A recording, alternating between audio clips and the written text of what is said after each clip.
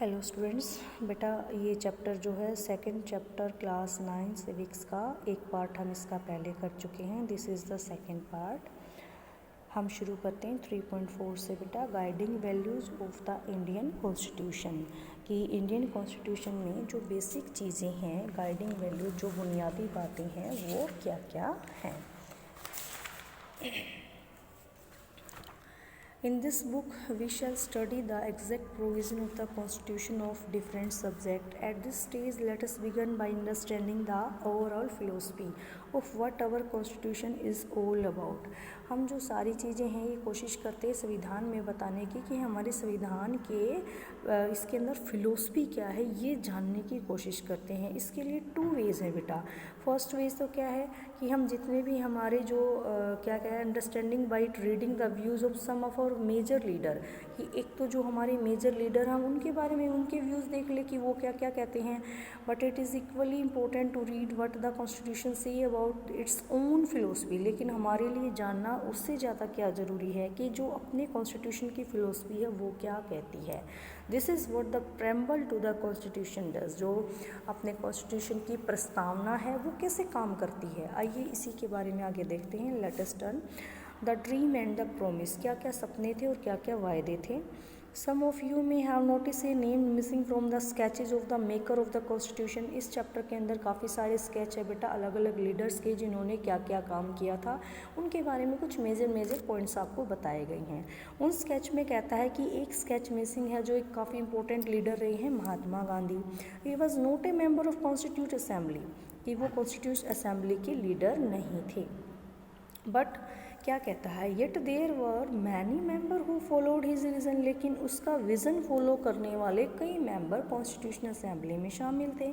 Years ago, काफ़ी साल पहले उन्होंने राइटिंग इन हिज मैगजीन, अपनी magazine young India in 1931, young India लिखी थी 1931 में, उसमें लिखा था क्या कि he had spelled out what he wanted the constitution to do. कि उन्होंने उसमें बताया था कि वो किस तरह का जो अपना इंडिया का कॉन्स्टिट्यूशन है वो किस तरह का कॉन्स्टिट्यूशन चाहते हैं। This dream of an India that has eliminated inequality was shared by doctor Ambedkar, who played a key role in the making of constitution, but he had different understanding of how inequality could be removed. उनकी जो inequality की और जो महात्मा गांधी की थी कुछ eliminated, यानी कि उसको कैसे दूर किया जा सकता है, ये दोनों आपस में शेयर तो करते थे। और जो की रोल प्ले किया था अपने कॉन्स्टिट्यूशन को बनाने में किसने, डॉक्टर अम्बेडकर ने। लेकिन इन दोनों में आपस में ही often bitterly criticise Mahatma Gandhi. Ambedkar ji हमेशा जो है काफ़ी आलोचना करते थे महात्मा गांधी के व्यूज़ की, उनके विज़न की। He is concluding speech to the constitution assembly held by state sees an anxiety very clearly. अब जो है आपस में जो टकराव था विचारों का, महात्मा गांधी का था और किसका, दूसरा किसका बेटा, बी आर अम्बेडकर का। अपनी जो चिंता है वो कुछ उसने क्या बोलते हैं, ये डॉक्टर बी आर अम्बेडकर ने कुछ अपनी जो चिंता थी वो अपने लास्ट के जो स्पीच थे उसमें उन्होंने काफ़ी स्पष्ट भी लिख रखी है। वो उस बीच में आपको बताया गया है, कई जगह पर आप उसको देख सकते हैं, बीच से जो पेजेस है उनके अंदर उनके बारे में लिखा गया है। नेक्स्ट कहता है फिलोसफी ऑफ द कॉन्स्टिट्यूशन। अपने कॉन्स्टिट्यूशन की फ़िलोसफी के बारे में देखते हैं कि अब वो फ़िलोसफी क्या करती है। Values that inspire and guided the freedom struggle and were in turn nurtured by it form the foundation for India's democracy. These values are embedded in the preamble of the Indian Constitution. They guide all the article of the Indian Constitution. अपना जो भारत का संविधान है उसके अंदर जितने भी article है, धाराएं हैं, सभी उसके अंदर बनाई गई हैं, बताई गई हैं। Constitution began with a short statement of its basic value. जो कॉन्स्टिट्यूशन शुरू होता है वो अपने बेसिक वैल्यूज़ से शुरू होता है, छोटी सी स्टेटमेंट से शुरू होता है। This is called the preamble to the constitution. इसी को प्रेम्बल या प्रस्तावना कहा गया है। Taking inspiration from American model, most country in the contemporary world chosen to begin their constitution with its preamble। ये क्या कहता है कि सबसे पहले जो ये मॉडल था preamble का, प्रस्तावना का, कि हमारा जो उद्देश्य है उसके अंदर मेन चीज़ें क्या हैं, बाद में उनको डिफाइन किया गया है, पहले उनके बारे में एक छोटे से ब्रीफली उनके बारे में बताया गया है। तो ये जो मॉडल था ये अमेरिका ने शुरू किया था और बाद में जो आजकल जितने भी हमारे कंट्रीज हैं उन सभी ने इसको शुरू कर रखा है। ये देखिए बेटा, जो इसकी प्रेम्बल है ये सामने दिख रही है। We the people of India, हम भारत के लोग, ये जो इसकी अपने संविधान उसके बारे में बताया है बेटा। Having solemnly resolved to constitute India into a sovereign socialist secular democratic republic and to secure to all its citizen. ये जो वर्ड्स आए हैं आपके, sovereign socialist secular democratic republic, इन वर्ड्स को एक बार अच्छे से समझ लेते हैं तभी हमें समझ में आएगा कि इनका मतलब क्या है। देखिए आप सबसे पहले यहाँ देखिए बेटा क्या दिखाया गया है। We the people of India, the constitution has been drawn up and enacted by the people through their representative and not handed down to them by a king or any outside power। जो भारत का अपना क्या कहता है, हम भारत के लोग, ये वर्ड आया था ना we the people of India, कि कौन से लोग, कि भारत के जो कॉन्स्टिट्यूशन है, इंडिया के कॉन्स्टिट्यूशन को बनाने के लिए हमने अपने रिप्रेजेंटेटिव का यूज़ किया, उनके माध्यम से बनाया, ना किसी राजा या बाहरी आदमी ने उसे दिया है। फिर कहता है बेटा सोवर्जन, ये क्वेश्चंस भी हैं बेटा आपके। सोवर्जन देखिए आप क्या कहता है। People have supreme right to make decision on internal as well as external matter. हम जो है लोगों को अपने जितने भी हमारे डिसीजन लेते हैं, हम अपने जो राइट्स हैं डिसीजन लेने के, वो चाहे अंदरूनी हैं, देश के अंदर हैं या बाहर हैं, हम अपने आप लेते हैं। No external power can dictate the government of India. कोई भी जो बाहरी शक्ति है, ताकत है इंडिया की, जो गवर्नमेंट उसको ऑर्डर नहीं कर रही है, डिक्टेट नहीं कर रही है कि आप ऐसा करें या ऐसा ना करें। यानी कि हम संप्रभु हैं, अपने डिसीजन खुद लेते हैं, किसी भी जो बाहर के किसी कंट्री का, किसी पीपल का हमारे ऊपर कोई भी रूल नहीं है। अगला कहता है बेटा socialist, wealth is generated socially and should be shared equally by society. जो वेल्थ का मतलब क्या है बेटा, यहाँ पर आप सबको ही पता होगा। Government should regulate the ownership of land and industry to reduce socio economic inequality. Socialist का मतलब अपना समाजवाद होता है, जो समाजवादी, कि जितने भी अपने ये वेल्थ यानी कि जो संपदा है, जो प्रॉपर्टी है गवर्नमेंट की है, उन सभी का समाज में सोसाइटी में इक्वली बंटवारा किया गया है। सरकार के अंडर में ज़मीन, जो इंडस्ट्रीज़ हैं, उनसे जुड़े जितने भी कायदे कानून हैं, इस सामाजिक आर्थिक असमानताएं कम हो, इसके लिए गवर्नमेंट जो है हमेशा लॉ बनाती है, कानून बनाती है, उनकी ओनरशिप गवर्नमेंट के अंडर में है। अगला है सेकुलर। इस वर्ड को भी आप पहले से जानते होंगे। सेकुलर होता है बेटा किसी भी पंथ को, धर्म को मतलब फॉलो ना करना। Citizen have complete freedom to follow any religion. हमें अपनी कंट्री जो है, इंडिया जो है, पूरी फ्रीडम देता है, किसी भी रिलीजन को हम फॉलो करें, किसी को छोड़ दें।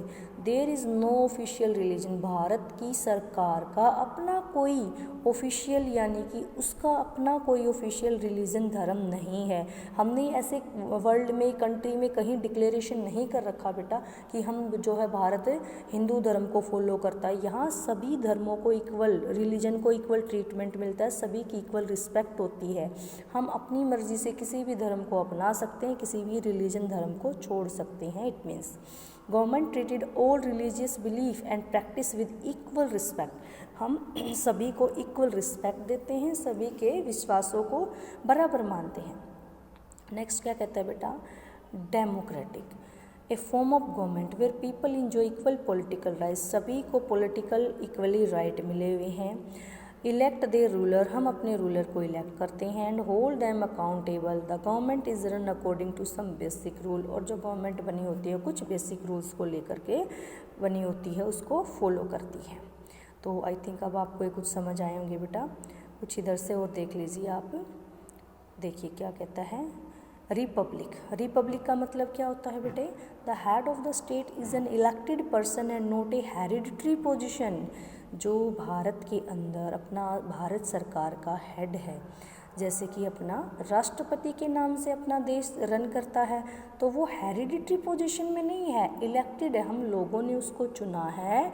वो ऐसा नहीं है जैसे पहले होते थे कि किंग है फिर उसका बेटा बन गया फिर उसी के मतलब पीढ़ियाँ बनती रहती, ऐसा नहीं है कि उसी की फैमिली बनती रहे। अगला कहता है justice, citizen can not be discriminated on the ground of caste. अब किस किस बेसिस के ऊपर हमारे साथ जो है डिस्क्रिमिनेट नहीं हो सकता, caste, religion, gender. Social inequality have to be reduce, काफ़ी कम हुई हैं। Government should work for the welfare of all, specially of the disadvantages group.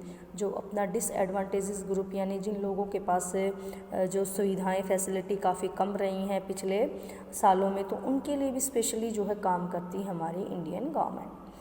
फिर कहता है liberty, there are no unreasonable restriction on the citizen in what they think, how they wish to express their thought and the way that wish to follow up their thought in action. नागरिकों के पास, हमारे पास अपने विचारों को व्यक्त करने का, किस तरह से हम उसको इम्प्लीमेंट करते हैं, कोई ऐसा अनरीजनेबल रिस्ट्रिक्शन हमारी गवर्नमेंट कभी नहीं लगाती है। फिर उसके बाद आता है बेटा equality, all are equal before the law, the traditional social inequality have to be ended, the government should ensure equal opportunity for all, law के सामने सभी बराबर हैं और जो सरकार है हर एक नागरिक को एक समान अवसर जो है इक्वलिटी देने का कोशिश करती रहती है, अपॉर्चुनिटी देने की। फ्रेटर्निटी, बंधुता, all of us should behave as if we are member of the same family, no one should treat a fellow citizen as inferior। हम सभी जो है कोशिश करते हैं ऐसा बिहेव करने की कि जैसे हम एक ही परिवार के सदस्य हैं और कोई भी जो सिटीजन है दूसरे को अपने से अपने फेलो सिटीजन को, अपने साथी को इन्फीरियर यानी उससे कम नहीं समझे। तो ये ऐसी कोशिश की गई। आई थिंक अब आपको कुछ समझ में आया होगा बेटा कि ये जो वर्ड्स इसके अंदर यूज़ किए गए थे, इन वर्ड्स को आपने अच्छे से पढ़ना है और फिर आपको ये समझ आ जाएंगे।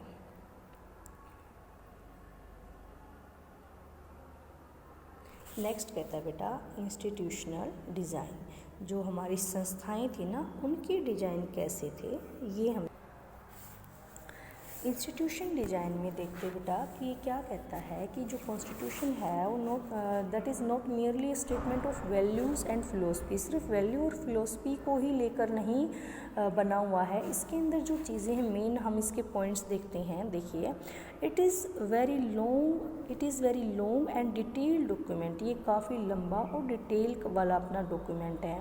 Therefore it needed to be amended quite regularly to keep it update, इसलिए जो है इसके अंदर जो बदलाव हैं, चेंजेस है, वो टाइम पर होते रहने चाहिए।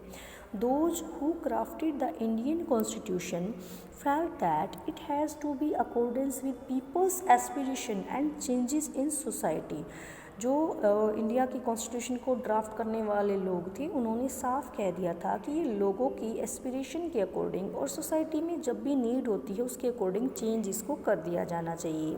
They did not see it as a secure, static and unalterable law, यानी कि इसको एक ऐसा पवित्र, स्थायी या ना बदलने वाले कानून के रूप में नहीं देखा जाना चाहिए।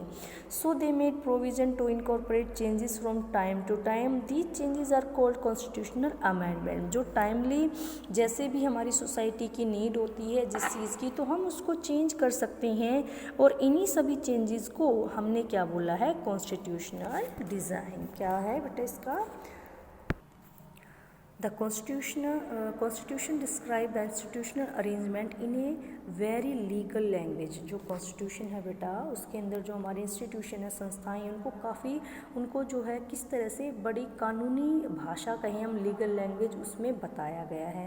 If you read the constitution for first it can be quite difficult to understand. अगर हम पहली बार अगर इसको कॉन्स्टिट्यूशन को पढ़े तो ये समझने के लिए हमारे लिए काफ़ी मुश्किल हो जाएगा।